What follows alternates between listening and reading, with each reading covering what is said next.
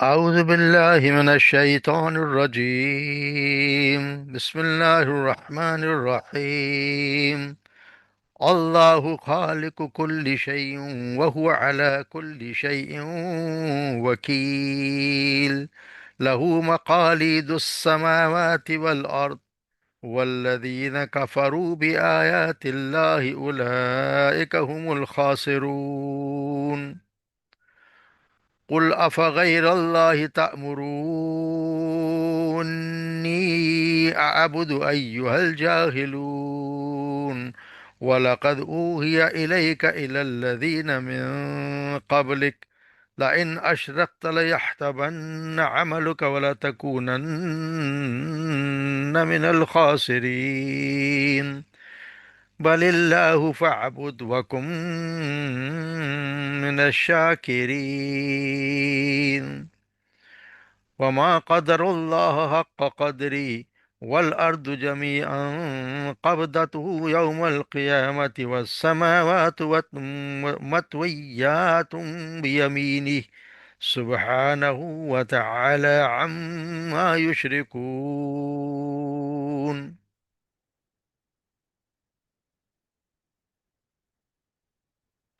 अल्लाह खालिक कुल्ल शई, अल्लाह ही हर चीज़ का पैदा करने वाला है। वह हुआ बिकुल्ल शई वकील, और वही है हर चीज़ पर वकील है, निगरान। लहू मकालीदुस समावात, और उसी के लिए मकालीद कुंजियाँ समावात व आसमान और ज़मीन की। वल्लदीन कफरू बिआयातिल्लाह, और वो लोग जिन्होंने कुफ्र किया है अल्लाह की आयात से। उलाइका हुमुल खासिरून, वही है लोग, असल वही लोग हैं जो खसारा पाने वाले हैं। कुल कह दीजिए, अफ़ग़ैरल्लाहि, क्या अल्लाह के सिवा किसी गैर किसी और की, तामुरूनी, तुम मुझे हुक्म देते हो, आबुद के मैं इबादत करूं, ऐ जाहिलो। वलक़द ऊहिया इलैका, और यकीनन वही की गई है तुम्हारी तरफ, व इलल्लज़ीन मिन क़ब्लिक, और उन लोगों के जो आपसे पहले थे,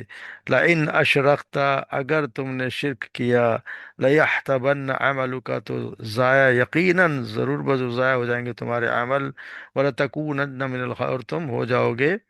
खसारा पाने वालों में से।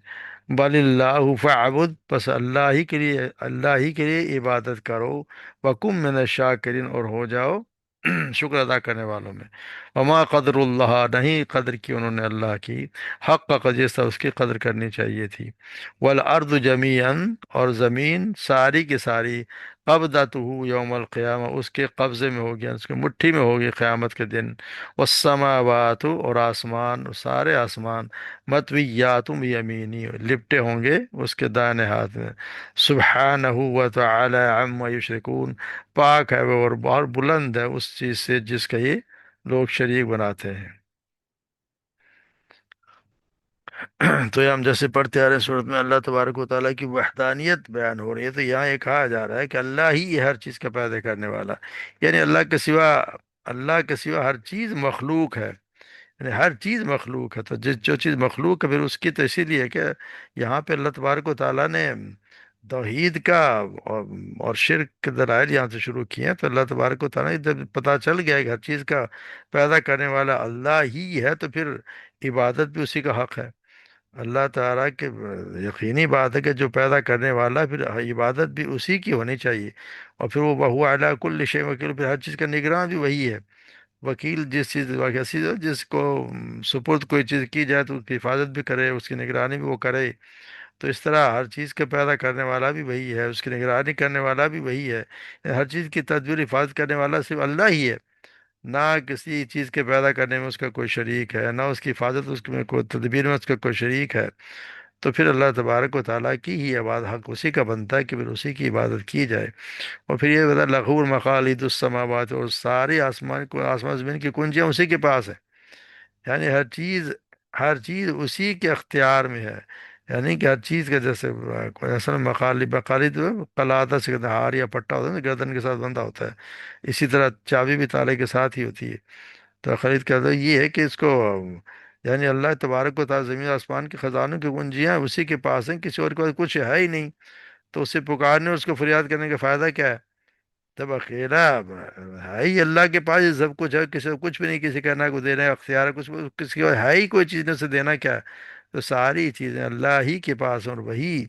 دینے والا ہے، تو اسی لیے کہا کہ ہر چیز کا مالک اللہ ہے، ہر چیز کا خالق اللہ ہے، تو پھر اللہ تعالیٰ ہی عبادت کا حقدار بھی ہے۔ مگر ہو کیا کہ مگر وہ لوگ جو والذین کفروا بآیات اللہ، وہ ایسے لوگ بھی ہیں جو اللہ کی آیات کا انکار کرتے ہیں، تو وہی ہم الخاسرون، وہی اصل خسارہ پانے والے وہ ہیں، یعنی اثر خسانہ پانے والے تو وہ لوگ ہیں جو اس کی، کیونکہ اصل میں خسارہ تو وہ ہے جو آخرت میں ہوگا۔ یہاں پہ تو اگر خسارہ اٹھا، دنیا کا خسارہ کوئی خسارہ نہیں ہے، اصل میں تو وہ ہے جو آخرت میں جا کے اور کچھ بھی نہیں ملے گا اس کو۔ یہاں کے تو عارضی خسارہ ہوتا ہے، حقیقی جیسے حقیقی کامیابی آخرت میں کامیابی ہے، کیونکہ وہی دائمی اور ہمیشہ رہنے والی بھی ہے، جس طرح اللہ تبارک و تعالیٰ سورہ آل عمران پڑھا، ومن زحزح عن النار فهو ادخل الجنت فقد فاز، جو شخص آگ سے دور کر دیا گیا اور جنت میں داخل کر دیا گیا، یقین وہ کامیاب ہو گیا۔ تو یہاں اللہ تبارک و تعالیٰ ہی کا نا وہ ہے، اللہ کے آیات سے یہ مراد ہے کہ اس کے وجود کا، اس کی وحدانیت کے، اس کے جو دلائل ہیں، جو ہم پیچھے اللہ تبارک آ گیا ہے کہ ہر چیز کا خالق و مالک اللہ ہی ہے، ہر چیز دینے والا بھی اللہ ہی ہے۔ جو چیزیں ان سے جو شخص ان کا انکار کرے، کسی اور کو مانے، کہا کسی اور کا بھی اختیار ہے، کسی کا دینے والا دینے والا کوئی داتا اور بھی ہے، گنج بخش کوئی اور بھی ہے، اگر یہ ایمان ہو تو پھر وہ سمجھے کہ وہ اللہ تبارک و تعالیٰ کے ساتھ وہ اس کی آیات کے ساتھ کفر کر رہا ہے۔ پھر یہ فرمایا قل افغیر اللہ تأمرونی اعبد ای الجاہل، کہ جاہلو کیا تم مجھے اللہ کے سوا کسی اور کی بات کرنے کا حکم دیتے ہو؟ یعنی کہ ان کا اصل میں ان کا یہ تھا نا کہ وہ کہا کرتے تھے کہ جی تمہارے یہ باپ دادا کا دین ہے، آپ بتوں کی پرست وہ کیا کرتے تھے، تو آپ و اجداد کا تمہارا دین ہے، اس لیے آپ بھی اپنے رب کی بات بھی کرو اور بتوں کی بھی عبادت کرو، یعنی ہم بھی تمہاری خاطر تمہارے رب کی عبادت بھی کریں گے، تو اور تم بھی بات کرو ہمارے ساتھ، تم بھی شریک کر لو، اپنے رب کی بات بھی کرو اور بتوں کی بات کر لو۔ تو یہ اللہ تبارک و تعالیٰ آپ کو حکم دیں، مشرکین کی رائے سے پوری صراط تردید کر دیں، کیا ہے جاہلو، کیا تم غیر اللہ کی بات کی طرف مجھے بلاتے ہو؟ ایسا کبھی ہو نہیں سکتا کہ اللہ تبارک و تعالیٰ نے صاف صاف انکار کر بتا دیا گیا ہے کہ صاف انکار کر دیں ان سے، کیا تم اور ان کو جاہل قرار دیا گیا، کیا اللہ کے سوا، یعنی کہ جاہل جاہل آتا ہے علم کے مقابلے میں، یا علم کے مقابلے میں کہ کسی علم بھی نہیں ہے، یعنی کہ تمہیں سمجھ نہیں آتی، اتنے واضح دلائل اپنے کانوں سے سننے اور آنکھوں سے دیکھنے کے باوجود یہ پتھروں اور قبروں اور جانوروں ایسی جیسی بے بس اور بے اختیار مخلوق کی عبادت کے بستی میں گرے ہوئے تو جاہل لوگ ہوئے، یا کوئی نہ وہ اللہ کے ذات و صفات کا کچھ علم رکھتے ہو، نہ اسی کی عبادت، کیا بولوں، اگر اسی کی بات نہ اس کی بات کرتے ہو، نہ رسول کی بات مانتے ہو، یعنی کوئی تمہیں عقل نام کی کوئی چیز ہے ہی نہیں، سے ان کو جاہل کہا گیا ہو۔ تو یہی بتایا گیا ہے کہ تم اب جیسے ان کی حالت یہ تھی، جیسے اقبال نے کہا نا کہ ایک فارسی کے شعر میں، فارسی مجھے آتی تھی لیکن ویسے آدم از بے بصری بندگی آدم کرد، من ندیدم نہ سکے پیش سگی سر خم کرد، یعنی آدمی بے سمجھی کی وجہ سے آدمی کی بندگی کرنے لگا، میں نے تو یہ بھی نہیں دیکھا کہ کسی کتے نے کسی کتے کے آگے سر جھکایا ہو، یعنی کتے سے بھی انسان گیا گزرا ہو جاتا جب کسی اور کے آگے سجدہ کرنے لگ جائے، اور ہمارے یہاں آج کل لوگ آپ یوٹیوب پہ دیکھیں دھڑا دھڑ سجدے کر رہے ہیں انسانوں کو، اپنے جیسے انسانوں کو جا کے سجدے کر رہے ہیں، تو اس سے زیادہ بڑا خسارہ کیا ہوگا؟ اور وہ آپ صلی اللہ علیہ وسلم کو کہہ رہے ہیں کہ جا کے ہماری طرح کے ہو جاؤ۔ تو یہاں اللہ تبارک و تعالیٰ نے آپ کے ذریعے اصل میں سب کو کہہ دیا ہے، وَلَقَدْ أُوحِيَ إِلَيْكَ وَإِلَى الَّذِينَ مِنْ قَبْلِكَ، یہی وحی کی گئی آپ کی طرف بھی اور آپ سے پہلے، یعنی آپ سے پہلے ایک مراد ہے کہ جو آپ سے پہلے جو انبیاء کرام تھے سب کی طرف یہ وحی کی گئی، اللہ تبارک و تعالیٰ نے کہی ہے لئن اشرکت، اگر تم نے بھی شرک کیا، لَيَحْتَبَنَّ عَمَلَكَ، تمہارے اعمال ضائع ہو جائیں گے، وَلَتَكُونَنَّ مِنَ اور تم خسارہ پانے والوں میں سے ہو جاؤ گے۔ اندازہ لگائیں کہ شرک کتنی گندی چیز ہے، کہ آپ صلی اللہ علیہ وسلم کو بھی اور ہر پیغمبر کو جو بھی آپ سے پہلے آئے ہیں سب کو مخاطب کرے وہی کی گئی کہ اگر تم نے شرک کیا تو تم نے جو بھی کوئی اچھا کام کیا وہ یقیناً سب ضائع ہو جائے گا، اور یقیناً تم خسارہ پانے والوں میں سے ہو جاؤ گے۔ تو یہاں یہ سوال یہ ہو سکتا ہے کہ اللہ تبارک و تعالیٰ علم تھا کہ کوئی نبی بھی شرک کرتا ہی نہیں ہے، تو اس کا مطلب یہ ہے کہ شرک کی یہاں پہ برائی بیان کرنا مقصود ہے، کہ یعنی اتنی گندی وہ چیز ہے کہ اگر بالفرض اللہ تعالیٰ کے اتنے مقرب بندے یعنی انبیاء کرام بھی شرک کا ارتکاب کریں تو ان کا عمل بھی ضائع ہو جائے گا، تو پھر ہم جیسے لوگوں کی تو حیثیت ہی کیا ہے، کسی اور کی تو کوئی حیثیت نہیں ہے، جب پیغمبروں کو یہ کہہ دیا گیا نہیں، اصل میں تو ان کی وجہ، ان کو سنا کر ہمیں ڈرایا گیا، قوموں کو ڈرایا گیا کہ اگر تم لوگوں نے کوئی شرک کیا تو تمہارے سارے اعمال، جو بھی کوئی نیک عمل تم نے کیے ہوں گے، سب کے سب ضائع ہو جائے، کہ اصل میں تو توحید ہے ایک، اصل میں ہر چیز اللہ تبارک و تعالیٰ بخش دے گا سوائے اس کے کہ اس کے ساتھ شریک کیا جائے۔ اس سے، اس کی گندگی سے، اس کی نجس سے اصل میں بتایا گیا کہ اتنی گندی چیز ہے کہ اس کی وجہ سے سارے کے سارے اعمال، چاہے کوئی کتنا بھی بڑا یعنی بہت ہی صاف ستھرا متقی انسان ہو، مگر اگر اس نے شرک کر دیا تو یہ سارے پچھلے اعمال سب جو ہیں وہ ضائع ہو جائیں گے۔ اور یہ ہے ان لوگوں کے لیے جن کی موت بھی جو ہے کفر و شرک میں، اگر اسے توبہ کر لی تو بچ گیا، اگر اسے توبہ، کیونکہ جیسے اللہ تبارک و تعالیٰ سورہ بقرہ میں پڑھا ہے، وَمَن يَرْتَدِّدْ مِنْكُم مِّن دِينِهِ، جس نے اپنے دین سے پھر جائے، فیمت وہ کافر، اور پھر موت آ جائے اس کے اور وہ کافر، فاولئک حبطت اعمالهم فی الدنیا والآخرۃ، پھر اس کے سارے اعمال دنیا اور آخرت میں ضائع ہو گئے۔ تو توبہ اگر کر لے تو پھر اس سے مستثنی ہو جاتا ہے انسان، کیونکہ توبہ سے ہم کل جیسے پڑھا ہے، توبہ کرنے سے اللہ تبارک و تعالیٰ ہر چیز کو، ہر گناہ کو معاف کر دیتے ہیں۔ یہ شرک کی بھی اگر توبہ انسان کر لے مرنے سے پہلے پہلے، اس سے باز آ جائے تو اللہ تبارک و تعالیٰ اس کو بھی معاف کر دیتے ہیں۔ پھر کہا ہے کہ ولی اللہ فاعبد وکم من الشاکرین، پھر آپ جو ہے، آپ سے کہا گیا ہے کہ آپ جو ہے وہ اللہ تبارک و تعالیٰ کا شکر ادا کریں، اس بات پہ شکر ادا کریں کہ اللہ تبارک و تعالیٰ نے آپ کو ایک عبادت کے لیے، اللہ تبارک و تعالیٰ آپ کو اس کا علم دیا، اللہ تبارک و تعالیٰ نے، کہ جس طرح توحید کا علم دیا، اور بھی اللہ تعالیٰ نے علم دیا تھا کہ آپ لوگوں کو جتنی ویسے بھی انسان کو اللہ تبارک و تعالیٰ نے چیزیں دی ہیں، اس کا بھی، اسی کے لیے کہا گیا کہ اس کا بھی شکر ادا کرنا چاہیے۔ دنیاوی چیزیں بھی ہیں یا دل کا علم جتنا بھی دیا ہے، یہ بھی اسی لیے دیا گیا ہے کہ اللہ تبارک و تعالیٰ کے پھر شکر ادا اس کو کرنا چاہیے، کیونکہ جیسے حدیث میں آتا ہے نا، صحیح مسلم کی حدیث ہے کہ سیدنا مغیرہ بن شعبہ بیان کرتے ہیں کہ آپ صلی اللہ علیہ وسلم نے اتنا لمبا قیام فرمایا کہ آپ کے پاؤں مبارک پر ورم آ گئے، تو آپ سے کہا گیا کہ آپ اتنی تکلیف کیوں اٹھاتے ہیں، حالانکہ اللہ تبارک و تعالیٰ نے آپ کی تکلیف پچھلے تمام خطائیں معاف کر دی ہیں۔ تو آپ نے فرمایا کہ تو کیا میں اللہ تعالیٰ کا شکر گزار بندہ نہ بن جاؤں؟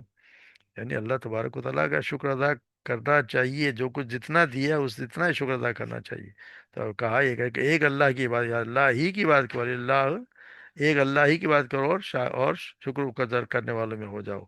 اور پھر بتایا وما قدر اللہ حق کا قدری، اور انہوں نے اللہ کی قدر کی نہیں، اللہ کو پہچانا ہی نہیں جیسے اس کا حق، حق تھا اس کی قدر کرنے کا۔ اور اللہ تبارک و تعالیٰ، یعنی کہ اللہ تبارک و تعالیٰ کیا کچھ ہے، اور دیکھتے ہیں کہ یہ ایسی ہستیاں جن کے اختیار کچھ بھی نہیں، ان کو اللہ کے مقابلے میں لا کے کھڑا کر دیا ہے۔ حالانکہ اللہ تبارک و تعالیٰ کیا ہے، والارض جمیعا قبضته یوم القیامہ، قیامت کے دن ساری کی ساری زمینیں اس کے مٹھی میں ہوں گی۔ کہتے ہیں کہ ساری زمینیں جس طرح کا، جیسے مولانا مودی نے مثال دی، جیسے ایک بچے کے ہاتھ میں گیند ہوتی ہے اور وہ اس کو گیند کو کبھی ادھر گھماتا کبھی اس طرح، اسی طرح اللہ تبارک و تعالیٰ کے ہاتھ میں ساری زمینیں ہوں گی، مٹھی میں ہوں گی۔ والسماوات مطویات بیمینہ، اس کے اور سارے آسمان اس کے دائیں ہاتھ میں لپٹے ہوں گے، جیسے کہ رومال انسان کے لپٹا ہوتا ہے، اسی طرح اللہ تبارک و تعالیٰ کا۔ اور پھر اللہ تبارک و تعالیٰ فرمائے گا کہ کون ہے، آج ہے کوئی بادشاہ، کہاں ہے وہ بادشاہ جو زمین کے بادشاہ تھے، آج میرے علاوہ کون ہے بادشاہ؟ تو ہر کوئی ہے، کوئی آواز نہیں آئے گی، کیونکہ کوئی ہے ہی نہیں، اسے کس نے آواز دینی ہے، کوئی بھی نہیں ہوگی۔ تو اللہ تبارک و تعالیٰ اس دن، اللہ تبارک و تعالیٰ فرمائیں گے کہ کون ہے جو بادشاہ زمین میں بادشاہ تھے، تو یہ اس کی اللہ تبارک و تعالیٰ کہ یہ اس کی کہنے کی کتنی قدرت ہے، اور کتنا کچھ غالب ہے، کتنے اس کا کمال ہے کہ ہر چیز اس کے قبضے میں ہے۔ تو پھر اللہ تبارک و یہ ان کا بے اختیار ہستیوں کو اس کے مقابلے میں لے آتے ہیں، جو پتھروں کے بت ہیں یا اور کوئی قبروں والے ہیں یا کوئی انسان بھی ہے۔ اللہ تبارک و سبحان، اللہ تبارک و تعالیٰ تو پاک ہے ان چیز سے، وہ تعالی، اور بہت بلند ہے ان چیزوں سے، بہت بلند ہے۔ وہ معاش جن سے یہ شرک کرتے ہیں، جن چیزوں سے شرک کرتے ہیں اس سے وہ اللہ تبارک و تعالیٰ بہت بلند ہے۔ تو ان لوگوں نے اللہ تعالیٰ کی تعظیم کی، انہوں نے حق ادا ہی نہیں، ان کی تعظیم کا انہوں نے سمجھا ہی نہیں کہ اللہ تبارک و تعالیٰ کیا ہے، کیونکہ وہ تو بہت ہی زیادہ بلند ہے اس چیز سے کہ اس کا کوئی شریک بھی ہو، اس کا کوئی ساتھ دیں، اس کے کوئی اختیارات میں اس کا کوئی شامل کسی بھی طرح اللہ تعالیٰ کا کوئی شریک کوئی ممکن ہی نہیں ہے۔ تو اللہ تبارک و تعالیٰ ہمیں بھی صحیح سمجھ عطا فرمائے، اور ہمیں بھی ایک توحید پہ ہی زندہ رکھے اور توحید پہ موت دے، کیونکہ فیصلے قیامت بھی اسی پہ ہونے ہیں، توحید کے مطابق ہی فیصلے ہونے ہیں۔ جس میں کامیاب جو چلا گیا اللہ کے ایک اللہ کے کلمے کے ساتھ، لا الہ الا اللہ کے ساتھ، وہ جس کی موت آئی وہی کامیاب، اور وہی انشاءاللہ جنت فردوس میں جگہ پائے گا۔ اللہ تعالیٰ ہمیں بھی ان لوگوں میں شامل کر دے۔ وما علینا الا البلاغ۔